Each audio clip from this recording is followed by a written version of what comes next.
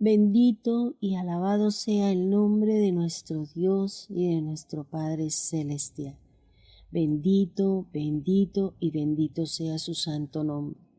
Hoy venimos, Señor, una vez más a escuchar la palabra, a escuchar el mensaje, a poner por obra la escritura, a corregir nuestros errores, a corregir nuestras posturas, a corregir conductas, forma de hablar, forma de oír, sanidad de corazón. Gracias, Señor, por la palabra que tú nos das en este día de hoy. Gracias, Señor, por ayudarnos, por bendecirnos, por hacer de cada uno de nosotros aquellos hombres y mujeres con imagen y con semejanza de nuestro Dios y nuestro Padre Celestial. Gracias, divino Señor, gracias, poderoso Salvador. Hoy coloco, Señor, en tus manos al pueblo, el pueblo tuyo, esforzado, valiente, con luchas y batallas como todos nosotros, Señor. Aquellos que nos cuenta la Biblia, Señor, que lucharon, que batallaron, que se enfrentaron, que pelearon con osos y leones, Señor, pero que al final salieron victoriosos. Hoy nuestra lucha y nuestra batalla, Señor, no es con el hombre, es contra la hueste de maldad. Pero sabemos que eres tú el que batalla, sabemos que eres tú el que peleas. Lo único que nosotros hacemos es orar, confiar y esperar. Ahí encontraremos la respuesta y la justicia de un Dios soberano y de un Dios eterno. Gracias, divino Salvador, gracias, poderoso Rey, soberano, Cristo y poderoso en palabra, en obras y en hechos. Bien, nuevamente nosotros vamos a mirar y vamos a trabajar algo muy importante que tiene que ver con un nuevo resultado que me da la palabra de Dios cuando yo he tenido la oportunidad de nacer de nuevo.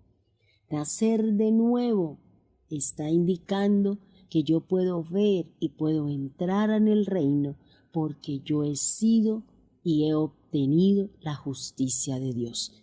Nosotros hemos hablado que el nuevo nacimiento me lleva a mí a tener un resultado que es, soy una nueva criatura, como lo dice 2 Corintios 5:17, tengo una vida cambiada, como lo dice Romanos 6, del 4 al 11, tengo una vida santa, como lo dice 1 de Juan 3:9, tengo la justicia de Dios, como lo dice 1 de Juan 2:29. Y vamos a mirar aquí y vamos a mirar a través de esta palabra cómo se mueve la justicia de Dios en nosotros porque hemos nacido de nuevo. Estamos en otra condición, somos del pueblo de Dios, pertenecemos a su grey y como tal venimos nosotros obrando, venimos nosotros haciendo, venimos nosotros tratando de buscar todos los días la bondad de nuestro Dios y la bondad de nuestro Padre. Entonces, miremos y les invito a que vayamos a 1 de Juan, capítulo 2, versículo 29. Dice así: si sabéis que Él es justo, sabed también que todo lo que Él hace justicia es nacido de Él. ¿Qué me está diciendo? Que nosotros sabemos por conocimiento, por la obra y por todo lo que me enseña la Biblia, que el Señor es justo y que a cada uno nos va a dar lo que nos corresponde de acuerdo a la obra, de acuerdo a la tarea y de acuerdo a lo que cada uno de nosotros venimos haciendo con respecto a la palabra y al hecho y a la obra de parte de Dios. Dice que nosotros también debemos de saber que así como Él es justo, Él hace justicia y nos hará a nosotros, nos hace a nosotros justos y por ende vamos a tener la justicia porque hemos nacido en Él, hemos nacido de Él. Y el nacer de Él hace referencia a nuestra salvación y la salvación es por fe. Miremos entonces lo que nos dice la palabra y lo que nos quiere enseñar la palabra con respecto a este resultado, con lo que tiene que ver con la justicia. Cuando la Biblia nos enseña acerca de la justicia de Dios, nos está hablando de unos conceptos muy importantes. La justicia de Dios tiene que ver con la equidad, es decir, darle a cada uno lo que le corresponde. Habla de integridad, es decir, que hay transparencia en el proceder y en las obras de Dios para con cada uno de nosotros, con juicio, porque a cada uno nos va a dar la sentencia, la paga o el pecado, la paga o la recompensa, dependiendo de lo que nosotros hemos hecho y de cómo hemos caminado. También encontramos que la Biblia, cuando se habla de justicia, nos está hablando de rectitud, nos está hablando de la santidad, nos está hablando de la santificación y también nos está hablando acerca de la verdad. Analizando cada uno de estos conceptos que tiene que ver con la justicia, me di en la tarea de averiguar 4 conceptos que se mueven a través de esta palabra. Hablamos del justo, hablamos de la justicia, hablamos del justificar y también hablamos de la justificación. Definamos entonces lo que es justo. Es cuando a la persona se le denomina o se le hace referencia a los comportamientos, a las acciones, a la forma de hablar y a la forma de proceder como una persona íntegra, como una persona perfecta, como una persona recta en todos sus procederes, en cuanto a sus obras, en cuanto a su manejo de la gente, de su vida y de su relación con cada uno de nosotros, y también tenemos una relación con Dios. Miremos una cita bíblica que nos hace allí referencia. Ustedes recuerdan cuando a un discípulo le dijo al Señor, Maestro bueno, y el Señor Jesús, ¿qué le dice? Bueno no hay sino uno solo, y ese es nuestro Padre. Entonces, aquí vamos a mirar la palabra justo. Dice Éxodo 9:27, entonces Faraón envió a llamar a Moisés y a Aarón y les dijo, he pecado esta vez, Dios es justo y yo y mi pueblo impío. Fíjense que aquí nosotros sabemos que el Faraón es una simbología del adversario. El pueblo de Egipto, quien mantuvo a su pueblo esclavizado, digamos lo que son sus servidores, y por eso acá el adversario está reconociendo que Dios es justo, que Él es una persona íntegra, que es una persona perfecta, que es una persona recta, que Él no se inclina hacia allá o hacia acá, que no llama bueno a lo que es malo y que no llama malo a lo que es bueno, sino que Él se mueve dentro de lo correcto, dentro de sus mismos parámetros y dentro de la misma palabra que Él mismo ha establecido para que nosotros sigamos sus pisadas y caminemos de acuerdo a lo que Él ha dejado a través de su palabra. El faraón, ¿cuál es la actitud aquí del faraón? Él reconoce el poder y la justicia de Dios. En Egipto, ahora, ¿por qué el faraón reconoce el poder y la justicia de Dios? Por algo muy particular. Es que en Egipto, debido a su clima y debido a su posición en el mundo, nunca cae granizo, especialmente en la época en que se dio la plaga del granizo, que era en enero. Allí estaba lista la cosecha de la cebada, estaban los animales en el campo y también los hombres. Entonces, cuando Dios hizo caer, el Señor siempre todo lo hizo al pueblo de Egipto, pero siempre mantuvo separado a su pueblo. Eso mismo es lo que Dios va a hacer en estos tiempos. Él va a traer el juicio, hermano. Lo que estamos viviendo es para el malo, para el que está fuera del camino, para el que está haciendo pecado, el que está cometiendo pecado, le llegará el juicio de Dios, le llegará la ira del Señor y hará Dios lo que tiene que hacer con aquel que viene siendo reiterativo en las fallas y pecados con respecto a los procederes. Entonces, fíjese que aquí el faraón reconoce que Dios es justo, porque el faraón venía jugando con Moisés, porque hoy sí, mañana no, vaya ore, dígale ore aquí, ponga aquí, o sea, él estaba jugando. Y él entendió y reconoció lo verdadero, que Dios es justo y que Dios a cada uno nos va a dar lo que nos corresponde conforme a nuestras obras y conforme a la obediencia que cada uno de nosotros hemos tenido con respecto al Señor. Miremos entonces la segunda palabra. La segunda palabra es la justicia. La palabra justicia nos enseña la Biblia que la palabra justicia tiene que ver con la fe. Miremos algo así como Génesis 15:6 dice, y creyó a Dios y le fue contado por justicia. ¿Qué me va a hacer a mí justo? ¿Qué voy a tener yo de acuerdo al juicio de Dios que vendrá sobre la tierra y que cada uno de nosotros le vamos a rendir cuentas al Señor? La fe. Cuando yo voy con fe, creyendo, haciendo lo que Dios me está diciendo, Dios me lo está contando dentro de mis actos justos.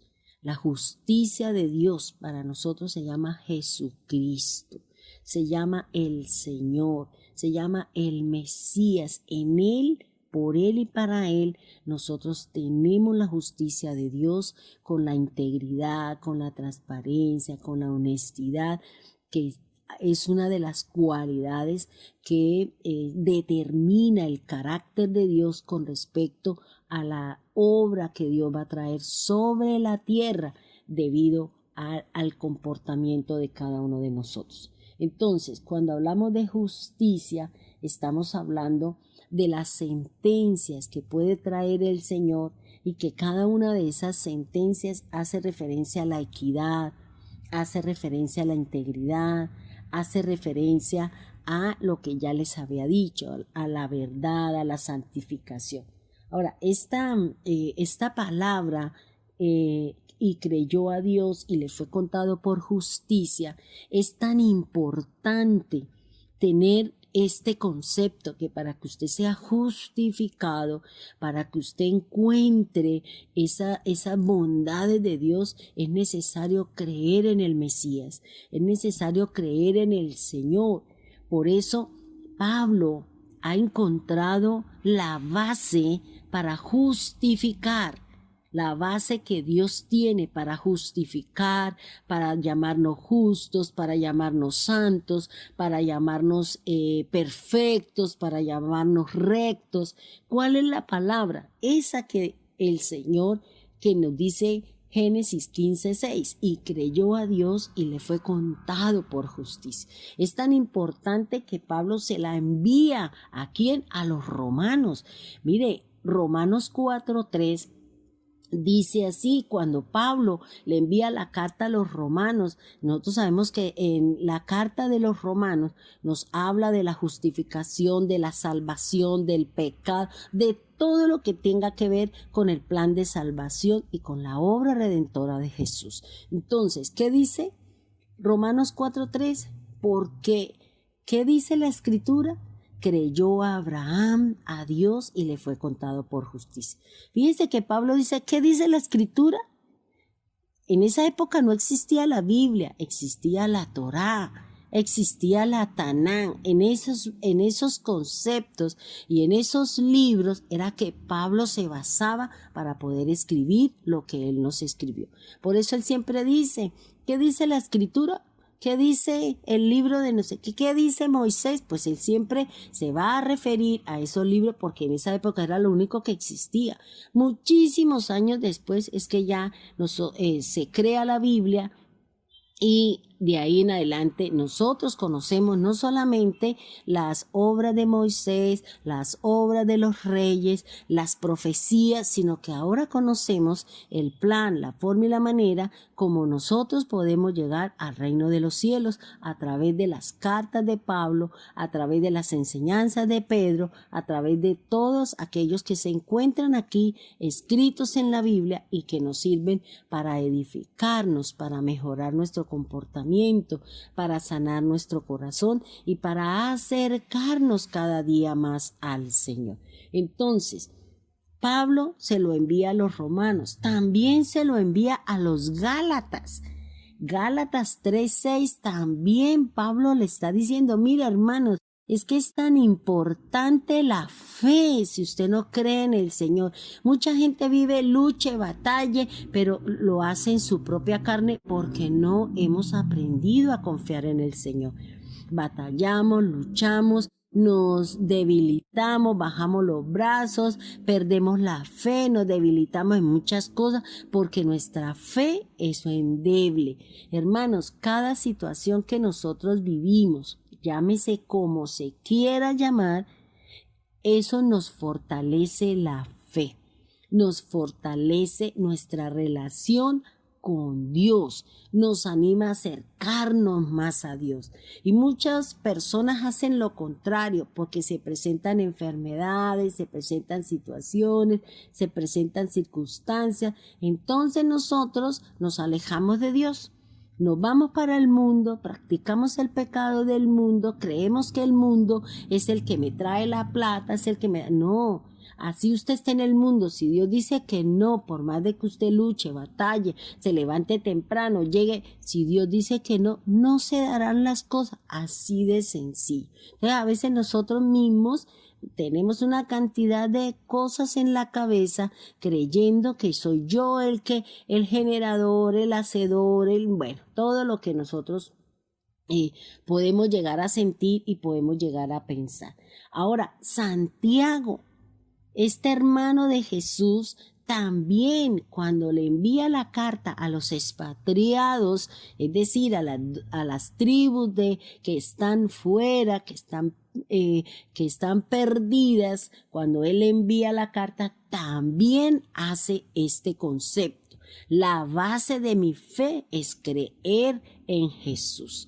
La base de mi justificación, la base de mi salvación, la base de mi redención, la base de mi glorificación, todo tiene que ver con la fe. Tan importante que Pablo se la envía a los romanos, se la envía a los gálatas, se la envía Santiago, también hace esta aseveración y enseña este principio para que todos podamos acudir a la salvación mediante la fe. El tercer concepto del que nos enseña la Biblia, que es muy importante con respecto a la justicia, es el justificar. Cuando hablamos de justificar, estamos hablando de que hemos sido probados, de que hemos sido acreditados, que hemos demostrado, que hemos sido excusados, hemos sido disculpados, hemos sido perdonados por causa de la obra del Señor, por la fe que tenemos en la obra expiatoria de la cruz de Cristo. Nosotros hemos estado justificados en la presencia del Señor.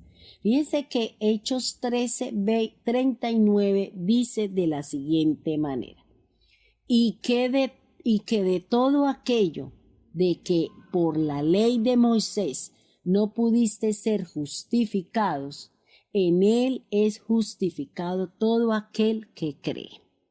Bien, aquí este es un poquito como enredada la lectura, pero ¿a qué hace referencia?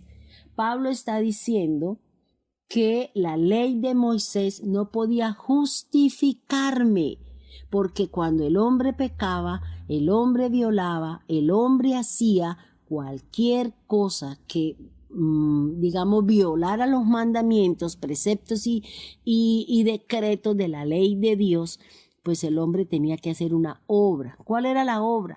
hacer el sacrificio, hacer un holocausto, llevar una ofrenda, derramar un líquido, cualquiera de las situaciones, de acuerdo al pecado, de acuerdo a la posición social y de acuerdo a todo aquello, era que tenía que hacer este sacrificio para que pudiera ser cubierto el pecado. Pero eso no me justificaba, yo seguía siendo pecador delante de Dios. Así yo llevara el cordero, el becerro, el pan o cualquier cosa de esas, nosotros no estábamos siendo justificados. Entonces, aquí vuelve y en el libro de los Hechos nos habla de que nosotros somos justificados por la fe, por creer en ¿quién? En Jesús, el Hijo de Dios, el que vino, el que se despojó de su gloria, el que se hizo hombre y está y estuvo y estará en medio de cada uno de nosotros hasta el fin y más allá del fin de todas las cosas. Miremos entonces la cuarta palabra que tiene que ver con la justicia y es la justificación. Cuando una persona es justificada es porque esta persona presenta unas pruebas que me hace inocente y que esa inocencia me lleva a mí a tener la bondad de la justicia, de la sentencia, de la ley, del precepto y del mandamiento. Entonces, cuando yo hubiese cometido una falla y yo cometí pecado y yo voy con mis argumentos, con mis razones delante de la autoridad y la autoridad cree conveniente que tuve razones o que esa era la acción y que por tal motivo no me condenan, entonces yo recibo la recompensa de que la justicia está sobre mi andar y por eso yo no soy condenada. Eso mismo fue lo que nosotros recibimos de parte de Jesús. Jesús presentó su cuerpo, recibió en su cuerpo todas las acciones malas, desobedientes de toda la humanidad. Sobre su cuerpo, Él recibió todo lo que nos enseña la Biblia y que a través de su obra de ir al madero, de ser sepultado y resucitar, entonces nos ha hecho a nosotros justicia de Dios. Él es nuestra ofrenda. En Él, por Él y para Él, nosotros hemos recibido la justicia divina, hemos recibido el juicio favorable para nosotros porque Él nos ha justificado y nos ha dado, nos ha hecho santos delante del Señor. Entonces, la justificación, esa justicia, esa obra de Cristo es gratuita, pero al mismo tiempo es totalmente inmerecida. Entonces, la justificación se basa sobre la justicia, no simplemente pasando por encima de los pecados. ¿Por qué? Porque estaríamos menospreciando la ley. La justificación se recibe por fe y nunca se basa en las obras. O sea, usted no es justificado porque usted le da de comer al hambriento, porque usted viste al desnudo, porque le da plata a fulanito, porque ayuda a Pepito. Eso no tiene nada que ver. Esas cosas son el resultado de mi caminar con el Señor. Entonces yo ya soy sensible a las necesidades de otros. Entonces, si a mí Dios me ha llenado de favores, de bienes y bondades, pues yo tengo que darle al necesitado porque en eso es que Dios va a conocer mi corazón con respecto a las necesidades de los demás. Entonces, por eso si usted está llena de bondades, de favores y de cosas, no es para que usted lo guarde. No es para que usted solamente sea la que sea benéfica, sino que usted también le dé al necesitado, porque hermanos, estamos viendo en el mundo cómo se acaban las cosas, cómo todo se acabó y de qué nos sirvió toda una vida reprimiéndonos para que al final un viento, un temblor, bueno, cualquier cosa de esas, un fenómeno de los que nos habla la palabra, todo se va al piso. ¿Pero qué no se va al piso? ¿Qué no se pierde? Mi fe en el poderoso. Mi fe en la obra del Señor, mi fe en la cruz del Calvario, en las palabras, en la obra, en el perdón y en el amor de Dios a través de Cristo para cada uno de nosotros, los que estamos buscando todos los días creer en el Señor, caminar en el Señor y obrar de acuerdo a la palabra de Dios. Romanos capítulo 4, versículo 25. Dice así la palabra del Señor, el cual fue entregado por nuestras transgresiones y resucitado para nuestra justificación. ¿Qué me está diciendo aquí el apóstol Pablo? ¿O qué le está diciendo a los romanos? Pablo le está dando una enseñanza a los romanos convertidos, a aquellos que un día fueron gentiles y que ahora querían entrar en el proceso de la salvación. Les está hablando acerca de la fe, de la justificación, porque de eso es lo que nos habla la carta de Pablo a los romanos. Dice que era necesario que Cristo muriera porque nosotros fuimos transgresores de la ley, transgresores de los mandatos de Dios. Adán y todas las personas del mundo, exceptuando Cristo, hemos cometido fallas, hemos cometido pecados con respecto a nuestros procederes, con respecto a nuestra forma de andar, de obrar y de sentir.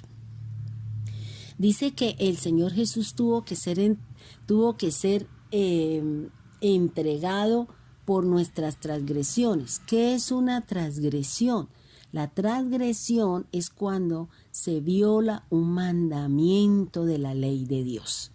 Se viola un mandato de lo que el Señor ha dispuesto para el que tuviésemos una relación con Dios, con los demás y con nosotros mismos. Por eso los mandamientos, si usted tiene la oportunidad de analizar los mandamientos, hay unos que son de cuidarnos con Dios, otros de cuidar a los demás y otros para con nosotros mismos. Entonces es importante que cada uno de nosotros analicemos.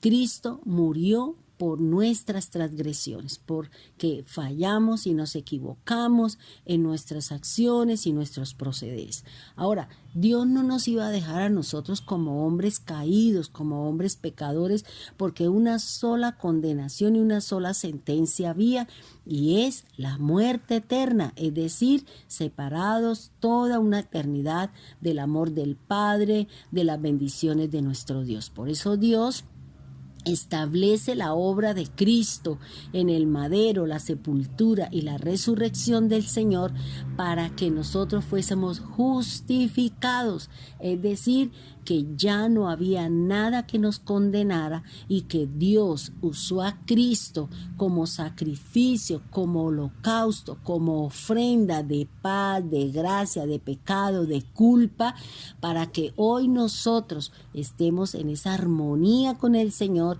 y a través de la palabra, a través de nuestra fe, podamos acercarnos al Señor y podamos tener esa nueva naturaleza espiritual de la que el Señor siempre está buscando a través de nosotros, con nosotros, por medio de su Santo Espíritu. Entonces, miremos, ¿somos transgresores? Sí, pero para eso murió Cristo. ¿Somos justificados? Sí. ¿Cómo soy justificada? Óigame bien, por la resurrección de Cristo. Cristo tuvo que resucitar para que usted y yo fuéramos justificados.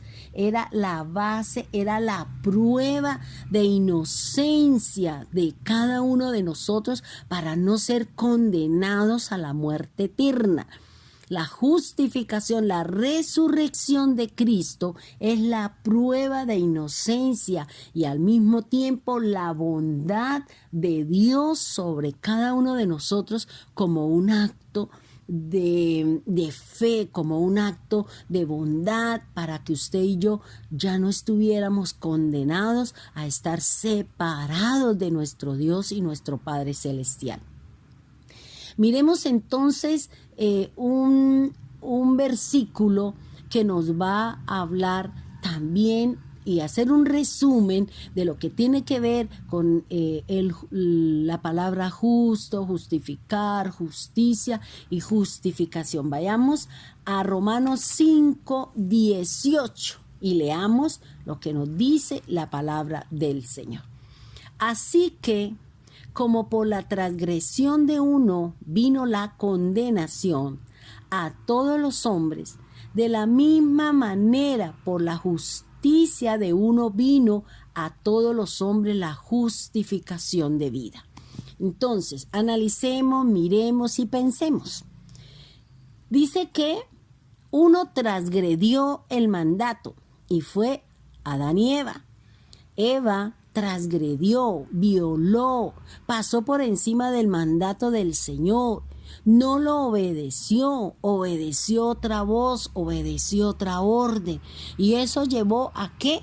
A que todos fuéramos condenados a la muerte eterna.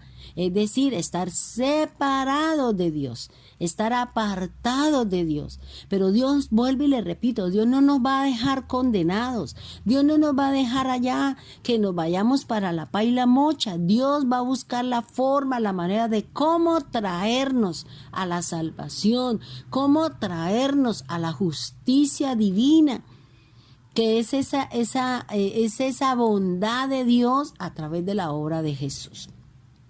Es esa prueba de fe, esa prueba de fuego, esa prueba que representa la resurrección de Cristo para que usted y yo fuésemos y seamos justificados delante de Dios. Así como por uno solo entró todo, por uno solo salió todo eso y entró lo nuevo, entró la justicia. ¿Justicia de qué? De vida. Y ahora podemos nosotros buscar y tener la vida eterna que nos ofrece nuestro Padre, que nos ofrece el Señor a través de su resurrección.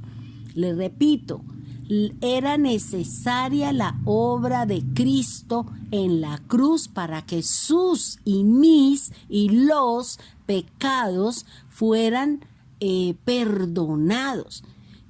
O sea, ya el Señor murió, derramó su sangre por sus y mis pecados, fueron borrados, fueron sacados del aire y ahora tenemos una nueva relación con el Señor y es a través de la resurrección de Cristo que me hace a mí justificada. Buena razón y prueba de inocencia que el Señor me ha declarado que yo soy justa, que no cometo pecado, que soy recta, que soy transparente, porque en la resurrección de Cristo yo fui justificada.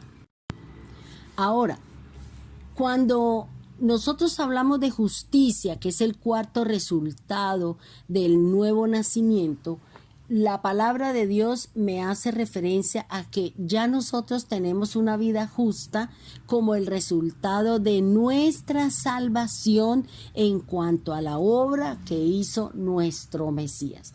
Usted y yo, como creyente en nuestro Mesías, esa fe, esa creencia, esa seguridad, esa certeza actúa en nosotros como ¿qué? Como justicia. Y la justicia de Dios sobre el hombre, sobre la tierra, está en Cristo.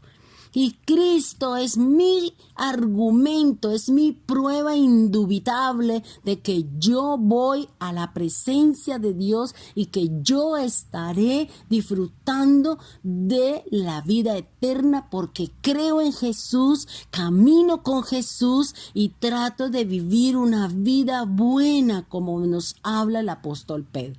Eso es lo que me va a llevar a mí a la vida eterna. Es lo que me va a llevar a mí a ¿qué? A ser justificada, perdonada, lavada y limpiada, y ya nada me condena delante de Dios. Dice la palabra del Señor en Romanos 3:22. Miremos lo que me dice Romanos 3:22, porque este libro es maravilloso, pero es un poquito, hay que leerlo y volverlo a leer para poder entender un poco, porque aquí Pablo estaba en su curubito de su parte espiritual, y por eso a veces hay cosas que no entendemos, pero todo está escrito ahí, todo está confirmado con la misma palabra del Señor. Romanos 3:22, que nos dice: la justicia de Dios por medio de la fe en Jesucristo para todos los que creen en Él, porque no hay diferencia. ¿Qué me está diciendo la Biblia? Mire, hermano, lo que nos dice la palabra. Nosotros que estamos estudiando el libro de Romanos, nos está diciendo que la justicia de Dios, el juicio de Dios, está por medio de mi fe. ¿En quién? En Jesucristo, para todo aquel que cree, porque no hay diferencia entre el judío y entre el gentil. ¿Qué es? Que debemos de creer. ¿Qué es lo común?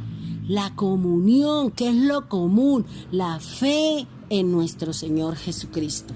Es esa fe que nos acerca, que nos fortalece, que nos anima, que nos hace vivir confiado. No importa lo que en este momento usted esté viviendo, lo que en este momento usted esté pasando, lo que en este momento usted esté ahí. De pronto usted dice, no, es que tengo miedo porque cada día más muertos, más muertos. Mire, hermano, la muerte es ganancia siempre y cuando usted esté con Él, siempre y cuando estemos con Él. Nos iremos y seguramente no veremos las cosas que han de venir, las situaciones que se van a presentar, porque seguramente no vamos a ser capaces, hermano. Si todo esto que estamos viviendo, hay depresión, hay miedo, hay angustia, hay afán, hay zozobra, pero sin embargo el mundo no quiere reconocer la obra del Señor. El mundo sigue tras sus dioses, tras sus cosas, pero no hemos entrado en el proceso de Dios, en coger esa justificación, en creer en esa resurrección que me ha hecho libre, que no importa lo que vean sus ojos, no importa lo que escuchen sus oídos, escuche la palabra, escuche, crean el Señor, crean el Dios Todopoderoso, no se aferre a la carne, no se aferre al hombre, no se aferre a nada, solo aférrese al Señor, aférrese a Cristo, creamos en Él para que Él nos justifique, para que Él nos haga libre, para que Él nos pueda llevar a ese sitio donde vamos a ser guardados de la ira, no solamente de la ira de Dios, sino de la ira del Cordero, como nos dice la palabra. Es lo que nos está diciendo el Señor. Hermanos, todos los días tenemos manifestaciones de la que se acerca el Señor. Estamos sintiendo los temblores, estamos viendo las inundaciones, estamos viendo cómo el hombre muere, estamos viendo muchas situaciones y sin embargo nosotros seguimos jugando al cristianito. Hermano, el conocimiento de la Biblia me hace a mí es mirarme cómo estoy con Dios. Mirarme yo cómo estoy, porque es que la salvación es personal y tal vez usted está luchando porque los demás, usted no sabe quién va a ser salvo, hermano. Usted no sabe, pero Dios sí sabe, y Dios sabe de qué manera y de qué forma va a llegar a ese familiar, a ese hermano, a ese tío, a esa persona. Usted no sabe cómo va a llegar. Preocúpese por usted, preocúpese por dar testimonio, por hablar bien, por testificar del Señor, de la obra que el Dios hace en usted. Porque queremos salvar el alma del hermano, de la hermana, cuando usted ni siquiera ha sido capaz con la suya. Cuando nosotros ni siquiera somos capaces de llevar nuestra vida en una santidad, porque todavía la carne nos pesa, la ira, la contienda, el pleito y todo ese tipo de cosas todavía está en nosotros. Mire al Señor, no mire al hombre. Mire al Señor, no mire las obras del hombre. Mire a Cristo, sus obras, lo que ha venido haciendo, hermano, porque he tenido la oportunidad de visitar a tanta gente. Y todo me dice, nunca he comido tan bien como ahora, nunca me he sentido tan bien como ahora, nunca he estado tan bien en todos los sentidos como ahora. Y si en estos momentos el mundo está cerrado, hermano, el mundo ha sido enclaustrado, el mundo ha sido metido en sus casas por un virus, por una situación. Pero aquí el Señor nos está preparando, nos está instando, porque Él nos quiere mantener aquí guardaditos para que no nos contaminemos allá afuera de miedo, de temores, de angustias, de zozobra. ¿Cuánta gente ha llegado a su casa y le ha dado, le ha traído, le ha apoyado, le ha ayudado? Y usted dice, no, es que yo qué me iba a imaginar que esa persona me iba a dar, me iba a apoyar, me iba a traer. Ese es Dios. Ponga su fe en Cristo, ponga su fe en el Señor. Deje de mirar las acciones de los hombres, deje de oír lo que no sirve y lo que no le conviene y lo que no le edifica. Porque usted es la única o el único que está perdiendo. Nos debilitamos en nuestra fe, en nuestra seguridad, en nuestra confianza. Pone la mirada en el hombre y usted no sabe lo que dice el Señor en la Biblia. Maldito el varón que confía en el hombre y cuya confianza es el hombre. Entonces, aquí lo que el Señor nos está hablando es algo real de lo que estamos viviendo. Mire, hermanos, la justificación es el acto de Dios cuando Él a mí me ve como justo. Cuando yo soy pecador, Él a mí me ve justo por medio o por la justicia divina que Él estableció en la vida de Jesús. Ese favor, mi fe me acredita, me abona, me aprueba, me lleva a la presencia de Dios. Es mi fe, no es la obra, no es porque usted le lleve 5,000 personas al Señor y su alma se perdió, como dice Pablo. No es que yo siendo heraldo para muchos venga a ser condenado. Porque nosotros estamos mirando las acciones de los hombres, estamos no permitiendo que el Señor me edifique, no permitiendo que el Señor me sane, me libere, me haga acepto y me convenza de que estoy haciendo muchas cosas erradas y equivocadas. La justificación o la gracia de Dios se da por un proceso.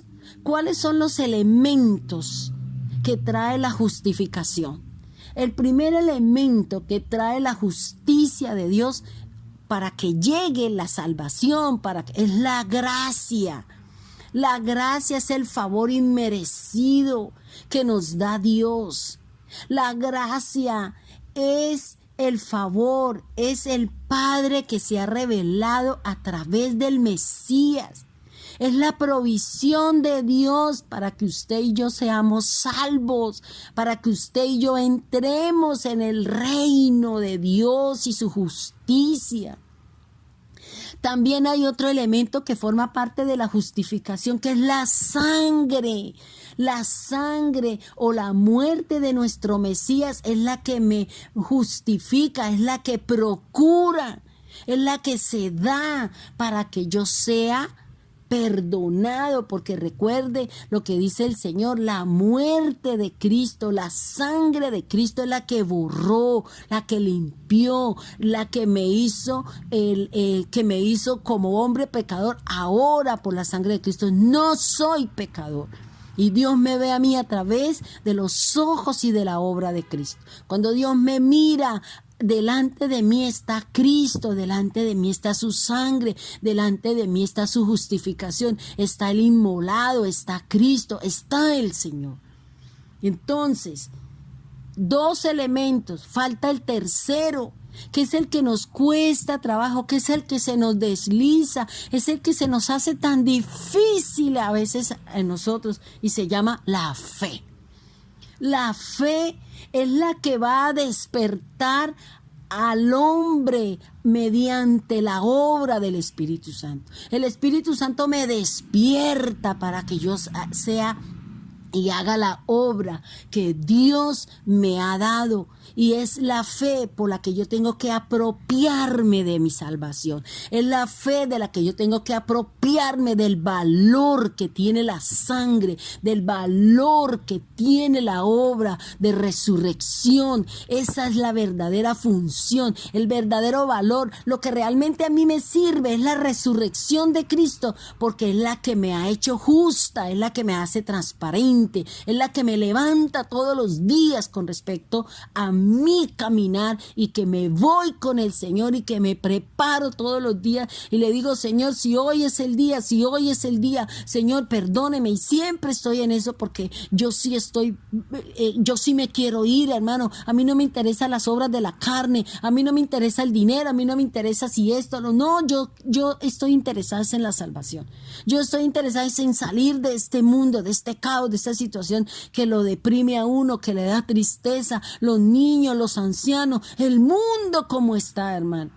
Y eso es lo que me lleva a mí a decir: Señor, prepárenos, ayúdenos, llorar en la presencia de Dios, llevar esta carga de un pueblo que Dios ha puesto sobre mí, que lloro cuando oigo, cuando veo y cuando siento ciertas cosas. Lloro en la presencia de Dios por el pueblo, por su familia, por todos aquellos. Siempre estoy en la presencia de Dios, rogando, suplicando, como dice el apóstol Pablo. La base suficiente de nuestra justificación para todo hombre pecador está en 3 elementos. Vuelvo y se los repito, hermano, para que nunca se le olvide: la gracia, la fe y la sangre. La gracia es el elemento que Dios provee. La sangre es lo que Dios procura para que usted tenga la justicia de Dios. Y la fe es la forma como Dios nos va a despertar para que la obra del Espíritu Santo se dé en nosotros. Ahora,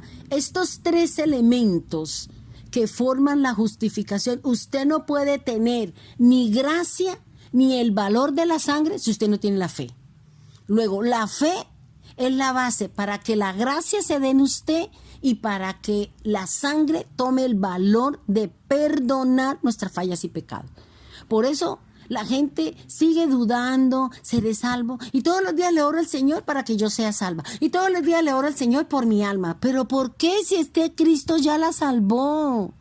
Y uno dice: Dios mío, ¿pero qué nos pasa? ¿Por qué? Porque no tenemos fe. Y todos los días le estamos diciendo al Señor, y todos los días le estamos: no, hermano, por gracia sois salvos, pero usted tiene que tener fe. Y tenemos que confiar en la obra de Cristo. Yo creo que es que a mí el Señor no me ha perdonado este pecado. Yo creo que es que el Señor... No, hermano, ya la sangre hizo la obra. La sangre de Cristo habla mayor y todavía tiene vigencia en la presencia de Dios, porque así lo dice Hebreos. Así como la sangre de Abel habló cuando cayó sobre la tierra y lo mató su hermano, por eso el Señor dice: la sangre de tu hermano clama a mí desde la tierra. Cuánto más la sangre de su Hijo, la sangre limpia, pura de su Hijo, con vida. Y por eso dice que Él nos ha dado vida a través de su muerte, de su derramamiento, nos ha justificado. Ahora, hermanos, la justificación confirma la ley. ¿Qué quiere decir esto? Pues nosotros sabemos que el Señor dejó unas obras, unos sacrificios, una simbología, una cantidad de cosas en donde nos hablaban de algo futuro que iba a venir sobre nosotros para ser salvos, para ser justificados. La justificación es independiente de la ley, porque la ley no me justifica, eso lo dice la palabra. ¿Qué me justifica a mí? La gracia. Pero la gracia tiene 2 testigos. La gracia, así como la justificación tiene 3 elementos y que la fe es la base de la gracia y la sangre, pues aquí la gracia tiene 2 testigos. ¿Cuáles son esos 2 testigos? La ley y los profetas. Es decir, que la gracia se nos viene hablando desde el principio. Desde Génesis hasta Malaquías se nos habla de la gracia. Por eso la gracia siempre ha existido. La gracia no solamente se dio a través de la obra de Cristo, porque si usted mira, dice que Dios encontró gracia en Noé y por eso lo salvó. El Señor encontró gracia a través de Job y también el Señor lo hizo la obra y lo salvó. O sea, la gracia siempre ha existido y la gracia tiene dos testigos, vuelvo y se lo repito, que es la ley y los profetas. Ahora, la gracia en Cristo está representada en 4 cosas. ¿Cuáles son esos elementos en que yo tengo una representación de la gracia? Símbolos, sacrificios, promesas y profecías. Esos son los elementos que me representan a mí la gracia. Una cosa son los testigos y otra cosa es la representación de la gracia en el antiguo pacto. Nosotros sabemos a través de los símbolos, a través de los sacrificios, a través de las promesas y a través de las profecías que fueron dadas por los profetas que vendría un Salvador, que venía uno que nos justificaría, nos traería redención y que nos traería la resurrección en el día postrero. Hagamos un ejemplo o veamos un ejemplo de lo que es la justicia de Dios, basado en la justificación y la resurrección de Cristo. Pero vamos a hacer una comparación entre el nuevo y el antiguo pacto. Vamos a hacer este bonito ejemplo. Yo quiero invitarlo a que vayamos a la carta primera de los Corintios, capítulo 1, versículo 30, y nos dice así la palabra del Señor. Mas por Él estáis vosotros en Cristo Jesús, el cual nos ha sido hecho por Dios sabiduría, justificación, santificación y redención. Mire lo que nos está diciendo el Señor. Si usted y yo estamos en Cristo, es decir, permanecemos en Él, y de permanecer con Cristo tiene que ver con la comunión. La permanencia tiene que ver con la comunión entre usted, yo y los demás con Cristo Jesús. Dice que si nosotros estamos con Él, entonces nosotros fuimos hechos por Dios. Mire que aquí la obra la está haciendo Dios mediante Cristo. Usted fue hecho sabiduría. Usted está hecho en justificación. Nosotros fuimos hechos santificados y nosotros tenemos la redención. Me di en la tarea de buscar cada uno de estos conceptos y quiero que lo analicemos porque esto es importante. Cuando hablamos de sabiduría, que es una de las manifestaciones del Espíritu de Dios, cuando vino sobre Cristo, cuando vino en Salomón, cuando vino en todos nosotros, entonces, ¿qué trae la sabiduría? La sabiduría me trae a mí conocimiento, la sabiduría me trae a mí ciencia, la sabiduría me trae a mí entendimiento, la sabiduría me trae a mí temor a Dios. Eso es lo que dice la palabra y lo que me enseña la Escritura. Miremos una cita bíblica que me respalde la sabiduría. Segunda de Crónicas 1:10. Dice así la palabra del Señor. Dame ahora sabiduría y ciencia para presentarme delante de este pueblo, porque ¿quién podrá gobernar a este pueblo, a este tu pueblo tan grande? Ahorita leyendo esto me voy un poquito atrás, cuando Moisés se lo dijo al Señor. Yo no puedo con este pueblo rebelde, pueblo de dura cerviz, por poco me matan, Señor. Y fíjese que aquí este hombre, el hijo de David, le dice al Señor, dame ahora sabiduría y ciencia para presentarme delante del pueblo. Ahora, para nosotros podernos presentar delante del pueblo, delante de mi familia, delante de mi vecino, delante de mi esposo, delante de mis hijos, ¿qué tengo que decirle al Señor? Deme sabiduría, deme ciencia, deme conocimiento. Ayúdeme a entender lo que el comportamiento y las actitudes de aquel que no está tan metido con el Señor. Y aquí él mismo le dice, para poderme presentar delante de este pueblo.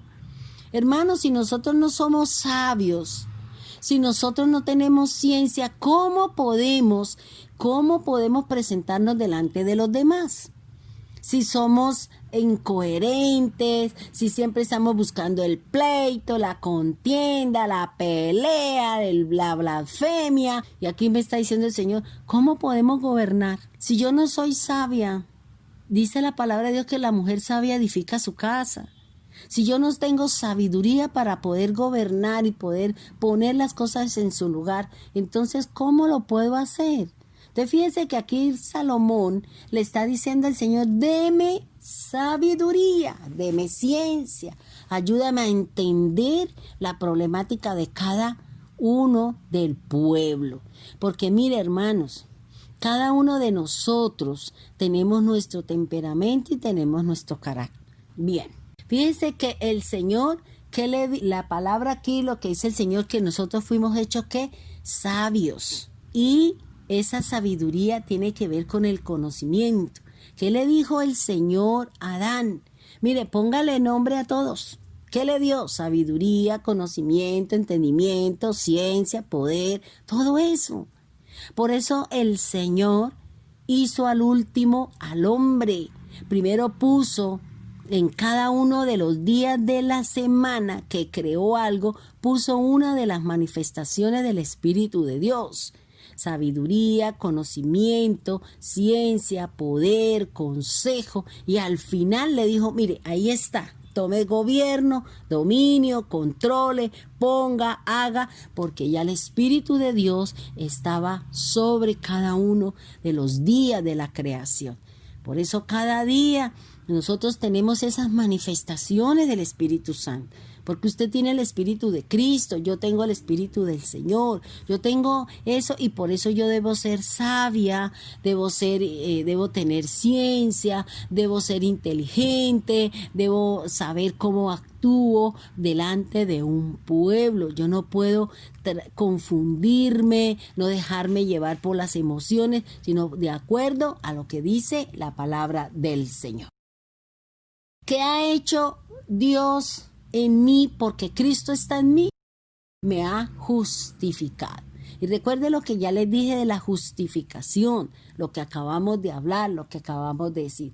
Es decir, que usted es justo, usted está justificado y sobre nosotros está la justicia. Vayamos a 2 Corintios 5:21. Dice así la palabra del Señor.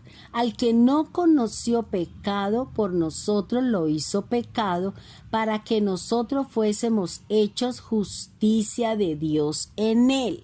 Vuelvo y le repito, nosotros tenemos la justificación porque Cristo resucitó.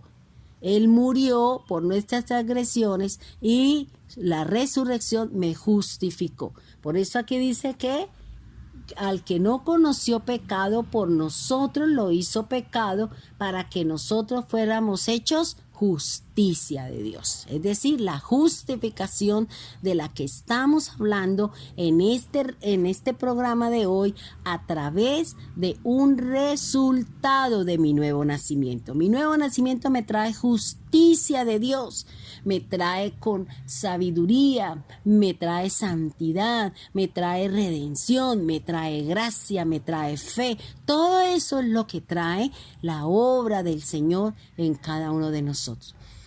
También 1 Corintios 1:30 también dice que Él me ha hecho santificado, ha hecho mi santificación. Y hablar de la santificación es hablar de santidad, y cuando hablamos de santidad hace referencia a la justicia. Cuando habla de santificado me está haciendo referencia a que soy consagrado, apartado, separado para algo bueno, como dice la palabra. Miremos entonces lo que dice 2 Corintios capítulo 7 versículo 1. Dice así: así que, amados, puesto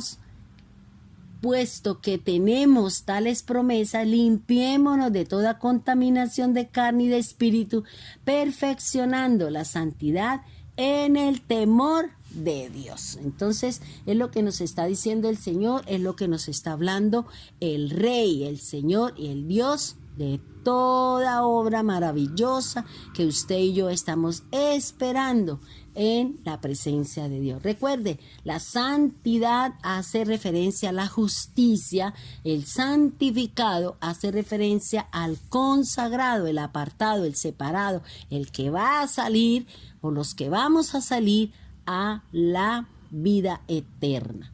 La otra hechura que tenemos nosotros a través de la obra de Jesús es la redención. Hablar de redención es hablar de rescate. Hablar de redención es hablar de salvación. Hablar de redención es hablar de un redentor, como nos habla la palabra del Señor. Y el redentor hace referencia ¿a qué? Al Mesías. Esa es la explicación de 1 Corintios 1:30 para poder entender el ejemplo que vamos a trabajar. Vayámonos rapidito con su lápiz, con su Biblia, con su cuadernito a Levítico, capítulo 25, versículos del 47 al 52. Bien. Ya estamos en Levítico 25, versículo 47 al 52. Vamos a ir leyendo cada versículo y vamos haciendo la explicación para entender la palabra de acuerdo al ejemplo que queremos dar con respecto a la redención, con respecto a la justificación y toda la obra de Cristo en nosotros. Leamos el primero. Versículo 47. Cabe decirles que este capítulo 25 nos habla sobre las leyes de la tierra.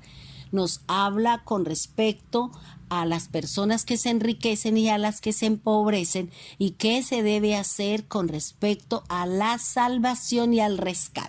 Bien, dice así el versículo 47 de Levítico 25. Si el forastero o el extranjero que está contigo se enriqueciere, y tu hermano que está junto a él empobreciere, y se vendiere al forastero o al extranjero que está contigo, o a alguno de la familia del extranjero. Vamos a dejarlo ahí. Quiero decirle algo para que usted entienda. Hay 3 palabras que nos hacen referencia y que debemos tenerlo en cuenta. Cuando el Señor habla del extraño, del forastero o del extranjero, Él está haciendo referencia a aquellos que no pertenecen a la tribu de Él, a las 12 tribus. Por eso Él dice, y al extraño que estuviera en su tierra. Entonces está haciendo referencia a ¿qué? Aquel que no pertenece a su pueblo, que no nació en su pueblo, que su papá y su mamá no son israelitas. A eso es lo que el Señor llama extranjero, forastero o extraño. Ahora, ¿cuál es la condición? ¿De qué nos habla? Dice el extranjero que se enriqueciere. ¿Qué quiere decir enriquecerse? Es tener abundancia de algo, sea de dinero, de cosas, de sabiduría. A eso es que hace referencia la palabra enriquecerse. Pues aquí estamos hablando de tierra, estamos hablando de ganado, estamos hablando de las leyes de la tierra, pues vamos a hacer referencia a las riquezas materiales, de dinero, de plata, de ganado, de posesiones. Él está diciendo y está presentando la condición de 2 personajes. Uno que es rico, que a través de su actividad, a través de su orar, se enriquece. Pero ese que está contigo trabajando resulta que no se enriquece, sino que se empobrece. Entonces, ¿qué está diciendo el Señor? Que si ese extranjero, ese extraño, ese forastero es el que tiene plata, porque uno dice, ay no, desde que llegaron los no sé quiéncitos a este barrio, mejor dicho, todos somos pobres y ahora toda la plata le pertenece a él. A eso es lo que hace referencia lo que nos está diciendo. Entonces está diciendo el Señor que es la condición de dos personajes, el extranjero que se enriquece y el que vive en la tierra que se empobrece. Dice, ¿qué sucede o qué se sucede con aquel que se empobrece? Quiere decir, dice, y se vendiere. ¿Quién se vende? El pobre. En esa época, en la época de los patriarcas, la persona se vendía porque no tenía plata para darle comer a su familia, no tenía plata para sostenerse, para tener una solvencia económica. Entonces, ¿ellos qué hacían? Se vendían. ¿Ustedes recuerdan en qué parte de la escritura también encontramos esto? Pues en la época de José. José compró todo el pueblo, le compró las posesiones y el pueblo de Israel se hizo esclavo. El pueblo de Israel terminó siendo esclavo y siervo de Egipto. Entonces ellos terminaron vendiendo sus cosas, entregando sus cosas y terminaron siendo extranjeros porque llegaron a Egipto, un lugar que no era de ellos, y terminaron siendo esclavos, terminaron siendo siervos de Egipto. Ahora, él está hablando que está hablando el Señor no solamente que si nosotros hemos sido esclavos o nos agarró una situación o fuimos débiles en algo en la carne y todavía no hemos sido capaces de salir de ello, pues eso me está haciendo a mí que yo me venda el pecado, porque Pablo dice que ya nosotros no fuimos rescatados y por eso nosotros no hemos sido vendidos al pecado, ya no fuimos libres, fuimos rescatados. Entonces, fíjense que aquí habla de la palabra empobrecer. La palabra empobreciere significa hacerse más pobre. Ahora, hay unas palabras que le quiero que usted tenga en cuenta. Pobre es aquella persona que no tiene lo necesario para vivir. El menesteroso es aquel que le falta algo para vivir. El pobre es el que dice, no, si paga el arriendo, no come, no paga servicios. El menesteroso es aquel que le falta, pues se dice, pagar arriendo, pagar servicios. Ay, pero me faltó pagar el internet. Entonces, esa es una persona menesterosa, que le hace falta algo para cumplir todas sus necesidades. El rico es aquel que paga, vive, pasea, come, hace y bueno, tiene abundancia de algo. Eso es lo que me dice la palabra del Señor. El Señor dice que el pobre y el menesteroso siempre existirán porque de esa manera Él va a conocer el corazón de los ricachones, de los que tienen en abundancia. Quiere conocer si usted qué tiene, si usted da y cuánto da y cómo lo da. A eso es lo que me hace referencia al Señor. Entonces, si yo no soy capaz con mi familia, yo me vendo a esa persona. Y le digo, bueno, yo me vendo a usted. ¿Cuánto me paga por yo trabajarle a usted? Entonces el dueño de la tierra dice, le voy a dar tanto por usted y trabájeme. Entonces, ¿qué dice el 48? Entonces, la persona que no tiene los recursos para sostenerse, él y su familia, termina vendiéndose a aquel que tiene dinero, que está enriquecido. Venderse es actuar de una manera ilícita o indigna a cambio de un beneficio. Es como la mujer que va y entrega su cuerpo a razón de un dinero. Ahora, ¿qué dice el 48? El 48 dice, después de que se hubiere vendido, podrá ser rescatado. Entonces, fíjense que el Señor siempre nos da la opción de que vamos a ser rescatados si hemos sido presos de una situación, de una condición, de, cualquiera que sea en el pecado en el que de pronto el mundo está preso. de pronto en el que usted está preso de un odio, de un fastidio, de una rabia, de un enojo, cualquier cosa. Entonces el Señor siempre nos da la opción de salir de esa situación. No podemos dejar que la situación avance porque después nos va a costar trabajo y seguramente el Señor nos va a encontrar en una posición, bajo una condición que no es, y seguramente nos vamos a quedar, vamos a vivir, sí somos salvos, pero vamos a tener que pasar por toda esa prueba de fuego que va a vivir los que no quisieron creer y caminar de acuerdo a lo que dice la palabra del Señor. Entonces, ¿quiénes podían rescatarme? O sea, miremos qué significa la palabra rescatar. La palabra rescatar significa liberar, redimir, significa salvo, significa rescatar. Entonces, ¿quién me puede a mí rescatar? Mire, la misma Biblia dice, primero, uno de sus hermanos. Segundo, su tío o su primo lo rescatará, u otro pariente cercano de la familia. ¿Cuál sería ese pariente? El yerno o la nuera. Serían los familiares, serían los parientes cercanos que tengan la solvencia económica y que le pague a aquel que me compró y que ahora yo le pertenezco a él. Eso es lo que me quiere decir.